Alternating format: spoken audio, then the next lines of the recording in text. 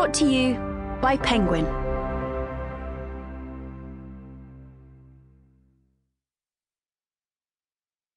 The Mysterious Case of the Missing Crime Writer by Ragnar Jónasson. Read by Rufus Wright, Jane Slavin, and Cicely Whitehead. Helgi Reykdal's reading list. Agatha Christie, 1890 to 1976, Peril at End House, 1932. S.S. Van Dyne, 1888 to 1939, The Dragon Murder Case, 1933. Anthony Berkeley, 1893 to 1971, Cicely Disappears, The Wintringham Mystery, 1927. John Dixon Carr, Carter Dixon, 1906 to 1977, A Graveyard to Let, 1949. Josephine Tay, 1896 to 1952, Brat Farrar, 1949. Morgenbladet newspaper, the 15th of October, 2002. Publication day for Elín's 10th and final book. Today sees the publication of Deadline, the latest novel by best-selling author Elín S. Jónsdóttir. It is Elín's 10th book, and she has revealed her last. 10 books in 20 years is more than enough, Elín declared in a brief chat with Morgenbladet. From now on, I'm going to devote myself to reading.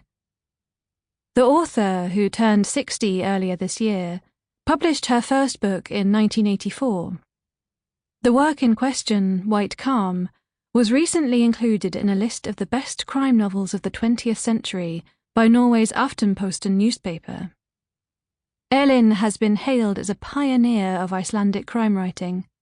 She has received numerous awards for her books, which have sold millions of copies around the world. 3 years ago, plans were announced for a TV series based on the novels, a co-production between Germany and the UK. Filming is already well underway on what's anticipated to be the most expensive series ever adapted from an Icelandic work of fiction, and the first episodes, based on White Calm, are due to be aired next year. According to Ruth Thoroddsen, Elín's Icelandic publisher, the rights to the new novel Deadline have already been sold to 20 countries. 2005. I'm happiest in that vague borderland between daylight and shadows. That's where I go in search of stories to tell, particularly stories about crimes. I used to read all kinds of books before I began writing myself, and what I noticed was that the ones that really held my attention, that made the most indelible impression on me, were the ones that were concerned with justice and punishment. That's the theme of most novels, one way or another.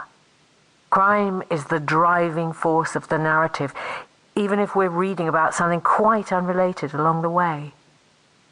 I suppose I must have been about 30 when I set about systematically working my way through the detective fiction canon, starting with Agatha Christie, Dorothy L. Sayers, and other classic authors of the 20s and 30s, before moving on to the Swedish husband and wife team Sjöwall and Wahlöö, whose stories were hugely popular at that time in the 70s, then anything I could find on the bookshelves of friends and relatives. What sort of thing do you read nowadays? I read very widely. Whenever I have a free moment, I pick up a book. It keeps me going, keeps me young. That's what books are for. They help you travel to places you wouldn't otherwise be able to visit, journey through worlds that don't exist. At Christmas, all I want from my friends are books. There's no other feeling as tantalizing as opening a parcel containing a volume you haven't yet read or weren't even aware existed. For me, Christmas is basically a good book, and it's the same with holidays. They're just Sample complete. Ready to continue?